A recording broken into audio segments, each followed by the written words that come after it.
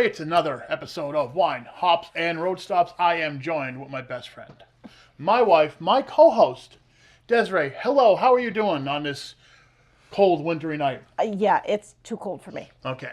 Yes, it is. I agree. Groundhog, he's evil, apparently, because we're going to have more cold weather, right? Yeah, I think he's just trying to torture us. So, hey, stay warm, have a drink, watch us. Why not, right? That's what I say. So if you like what we do, though, of course, always, facebook.com/winehops and road stops. Go there. Join our group. Join our YouTube page. Watch all the extended content we have there. And, of course, subscribe to that. So let's get some stuff out of the way first. I want to thank Bogo's Beer again for sponsoring us.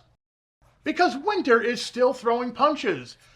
But Bogo's Beer is here to keep things warm. With Valentine's Day coming up, Bogo's has all the beers that say, I care. So grab some for that special someone. Go check out Bogo's Beer in White Haven. Also, my book is now available. It should be available at Bogo's by the time you see this show. If not, just yell at them and stuff. But I do have physical copies that are going around to different bottle shops and distributors and bars and all that good stuff. That's on its way. And, of course, you can order them online, Amazon.com. The sales are going actually pretty well. The reviews are coming in. We have a few reviews, so I'm pretty happy about that so far. People have been nice. Yes. So that's really good to know. Next up, I got to mention, Valentine's Day is coming up, right? It is. And if you do have a special someone in your life, we have a little treat for you. A little idea of what you can do to beat the crowd on Valentine's Day. Because unlike us, we're going out for Valentine's Day because I have to perform with my good buddy Joe Summerdack. So the wives are going out with us. But if you're going to stay home, here's a really neat thing to do. An at-home tasting night. Like I mentioned, if you want to skip the crowds, you could build a mini tasting flight at home. If you're a beer lover, pick a local IPA, a dark stout, and something funky or barrel-aged. If you're a wine lover, one bold red, one crisp white, and one wild card. And if you're a fan of spirits, 3 pours, neat, on the rocks, and one simple cocktail. You can add handwritten tasting cards, and remember, there's a no phone rule, though, if you're going to do this. It's intimate, it's cozy, and it's booze, nerdy, cute. And I like that idea. That's a really good idea. Yeah, so maybe we'll do that, the day before Valentine's Day. Okay. What do you think? I like it. Okay, so when we come back, we have a little showcase of the Wallenpaupack Brewing Company and a beer from them. Pretty excited about this because it's an award-winning beer. Oh. And I think you're going to like it. I'm pretty sure you're going to like it. Okay. Yes. I think it's like a 2 or 3 time award-winning beer. I can't wait. Wallenpaupack Brewing Company it's an amazing place. So we got a showcase on that. And then after that, a little later on the show, we're going to do what I like to call a Road Stop remix. We're going to revisit a place we visited a long time ago because, this show's been growing. It's been growing and a lot more people have been watching it. And a lot of times, they'll mention a brewery or a winery and I'll say, oh yeah, they were on the show, in 2023 or something, And they're like, well, I didn't see that one. So we're going to revisit. It's like a little remix. That's also coming up in the show. Plus, we have a Dear Dead segment, which I think you're all going to like. And you can all probably relate to. It's about dating. Yeah, perfect for Valentine's Day, right? We'll be right back with more Wine, Hops, and Road Stops. Chocolate melts. Flowers die. Booze is loyal.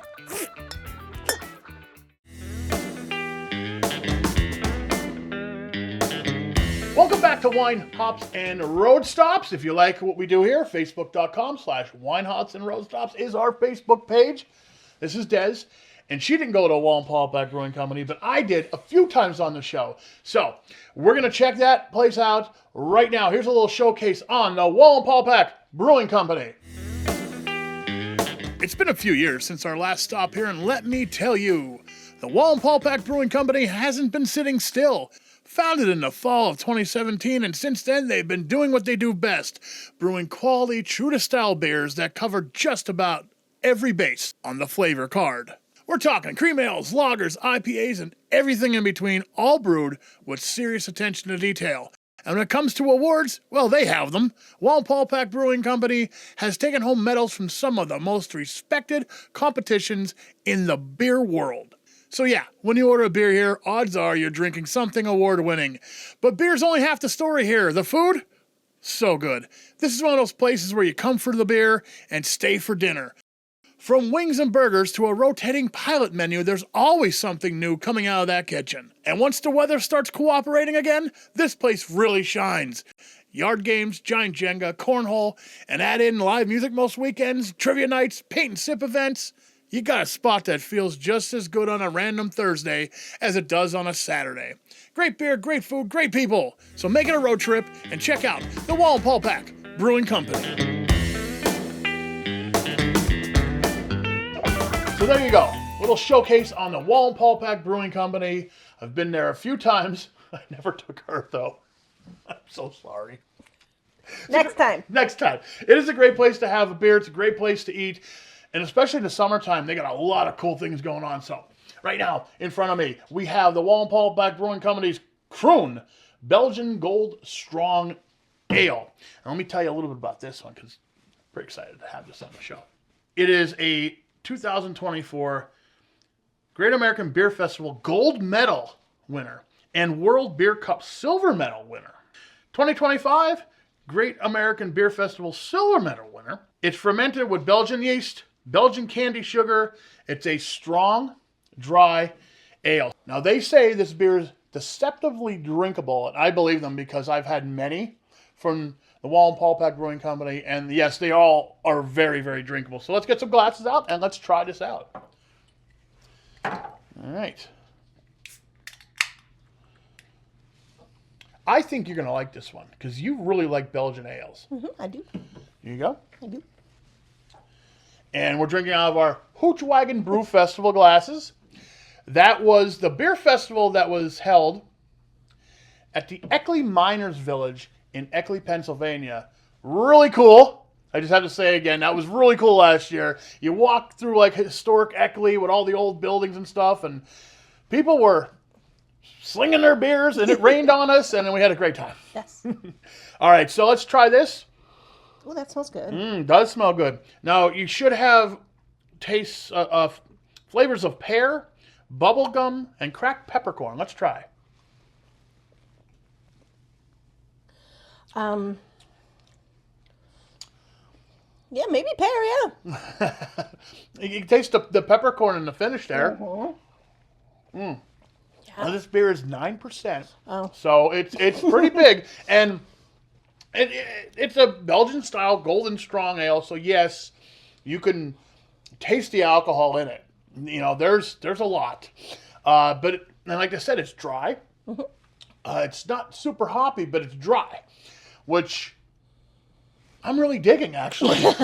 No, I think it's really good. I know you do. I could tell. You know, as soon as I read the description about this beer, I'm like, this is for her. She's gonna love this. I do too. You know, it's not the first style I go to, but it usually is yours. If you see a Belgian on the menu, you're going for it. I know that. Yeah. Yeah, I would be able to drink too many of these, I think. It goes down smooth. I mean, I'm done with mine. So there you go. There's our beer from the Wallenpaupack Brewing Company that we wanted to showcase. There's going to be more.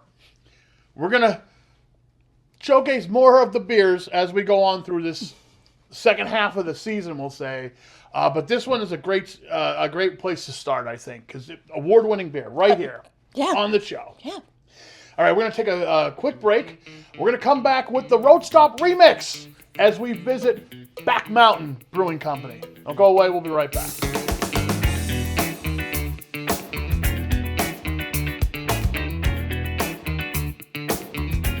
Valentine's Day rule. Whoever finishes their drink first orders the next round.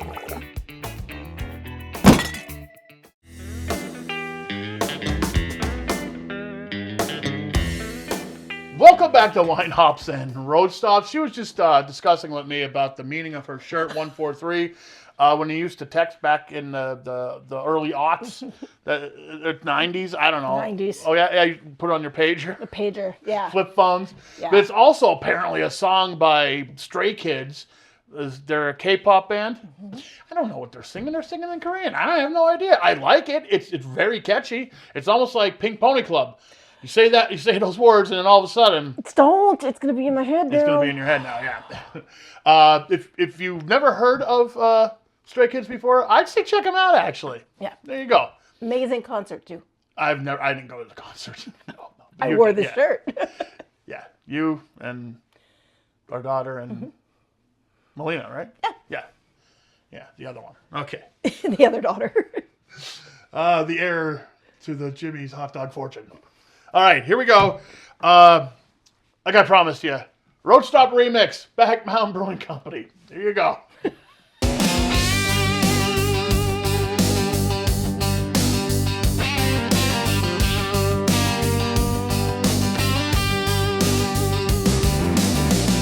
Today, our road stop takes us to Dallas, Pennsylvania, and the Back Mountain Brewing Company. I am with Clay. Clay, how are you doing today? Pretty good. You, Jeff? I'm doing great. In front of us, we have already what looks like a nice, hazy, juicy IPA, which we're going to try a little bit later. Can't wait. I can smell it already. You know me. I'm a hophead. But before we get into that, let's talk a little about your business. Tell me about it. So we moved home in 2020 and just basically got right into getting this thing going. Did some school out in Washington State, did some brewing out there while we lived out there, and decided to move home to the Back Mountain and basically start our own little brewery out here. What do you usually have on tap? We try to really keep the tap menu diverse. Tap number one, I have a brown ale on right now. It's either going to be a brown ale, it's going to be an Irish red, or it's going to be our Dunkelweizen, which I like to keep that. It's not, it's not a stout, it's not a porter, but it's that darker, maltier style beer.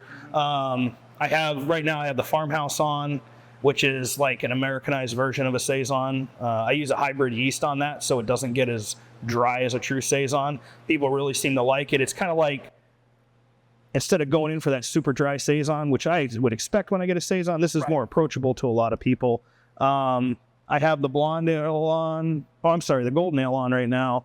That'll swap out between the cream ale. So we have something light, like our introductory to craft beer. So when people come in, they're like, I don't have, I drink Miller. I'm like, okay, tried this golden ale, try this cream ale. We have a pale ale that we swap out every now and again. We have one tap dedicated to our IPAs. It's either going to be our West Coast IPA or the Dumbest Hazy, as we call it here. Always have an IPA on. You just have to. So you like to run the whole spectrum of beers on our taps because when someone comes in, they may not be a hophead like me. Yep. They may want a stout. And maybe in the middle of the summer, they still want a stout. Yep. You're going to give them a stout. Yep.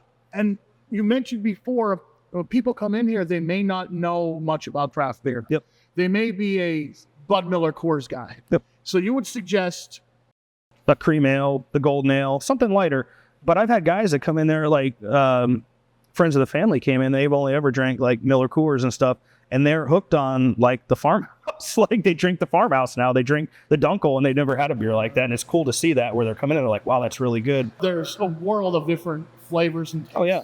Like in front of us right now. What do we have in front of us right now? Let's talk a little about this. This is the Dumbest Hazy. This is we were doing when we first opened. We were doing a true New England style IPA. That's very popular right now. Is this type of beer? Yeah. So tell me about this beer. ABV, IBU. Let's talk about it. The IBUs are sitting right around 30. I try to keep it pretty mellow on the bitterness when you're doing these.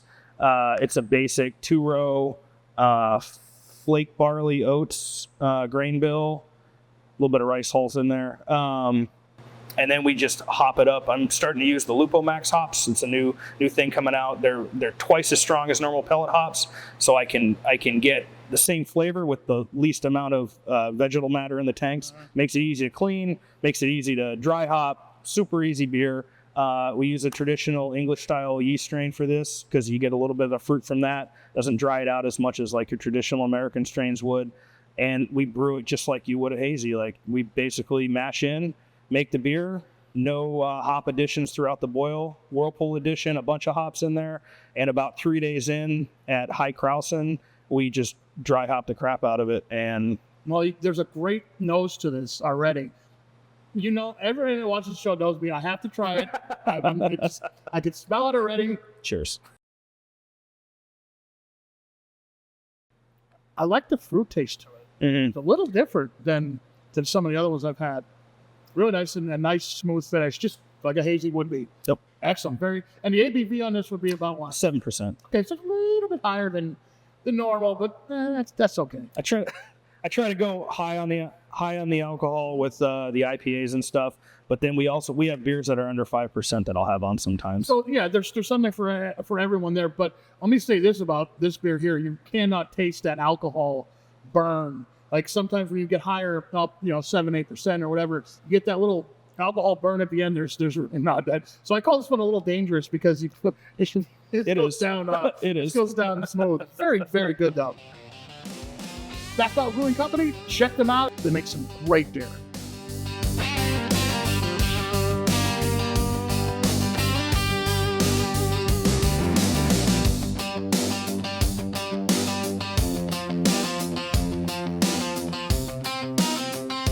So there you go, Back Mountain Brewing Company, a little Road Stop remix. We revisited Clay and some great beers. We're going to return there someday. Don't know when.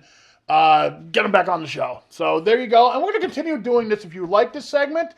Revisiting some of our places that we did go. Some of the things that ran in the early versions of Wine Hops and Road Stops when 3 people were watching compared to 30 maybe now. All right, so we'll be right back with more Wine Hops and Road Stops. And when we come back, it's going to be, Dear Des, we have a question about dating and how much is too much if you go out on a date. Don't go away. More Wine Hops and Road Stops after this.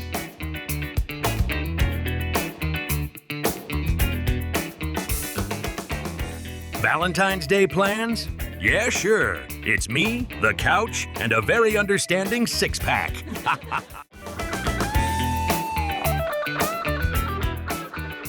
Welcome back to the last segment of Wine Hops and Road Stops. I'll have to say it again, facebook.com/Wine Hops and Road Stops, our Facebook page. Go to our YouTube page, subscribe to our YouTube page, extended content there, everything that we talk about here and more. Now, the people from BOGOs, Chad and Joelle, they are alcohol enthusiasts. They also sponsor the show, so thank you.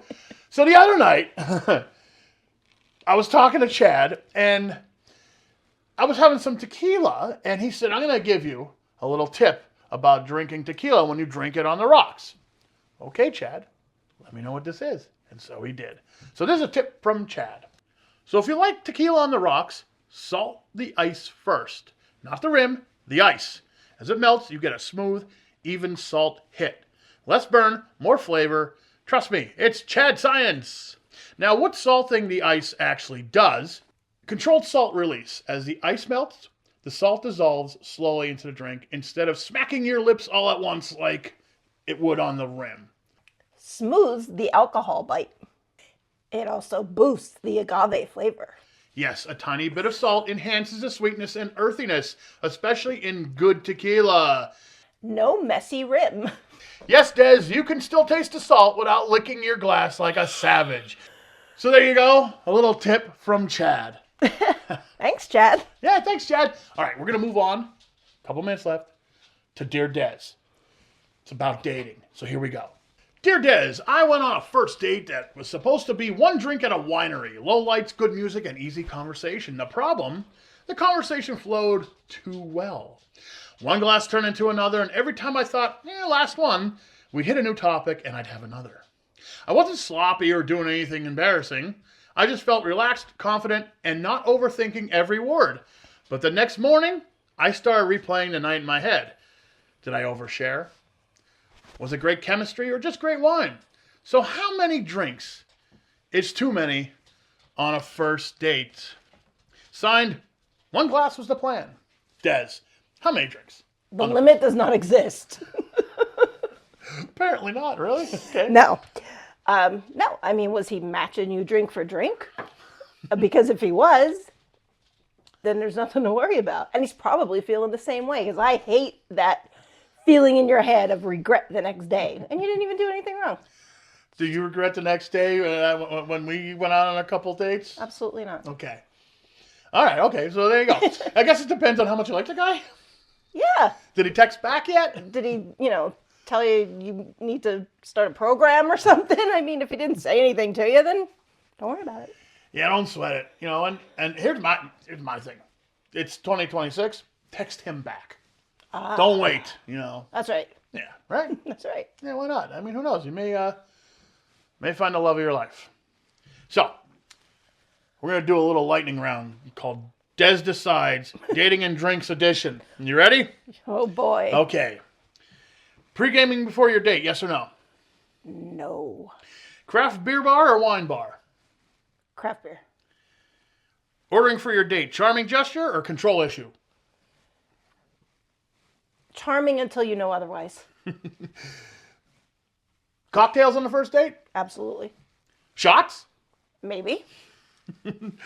Matching the drink pace with your date? No. Don't. Not the first date. Talking about exes after the second drink? Kind of depends on what you're saying. But save it till after the third, then you have an excuse. There you go. And do you split the bill on the first date? Offer. Okay. Offer. Yeah. Take out your pocketbook Yes. and then wait for he pulls out the wallet. Well, I mean, I hope that's the way it goes, but you could at least, be prepared to pay for yourself. There you go. So that's our show. Our Valentine's Day, or pre-Valentine's Day show, kind of, because, Valentine's Day isn't happening yet. Soon. So there you go. If you like what we do, winehopsandroadstops.com, facebook.com/winehopsandroadstops. Our YouTube page exists. Subscribe to it. We need you now more than ever. And that's about it. So I'm going to pour a little bit more in here. Do you have some? I could use some Remember, more. guys, life's too short to drink bad beer. So drink with someone you love. See you next time on Wine Hops and Road Stops. Bye. Happy Valentine's Day. We hate Punxsutawney Phil because he always says it's going to be winter.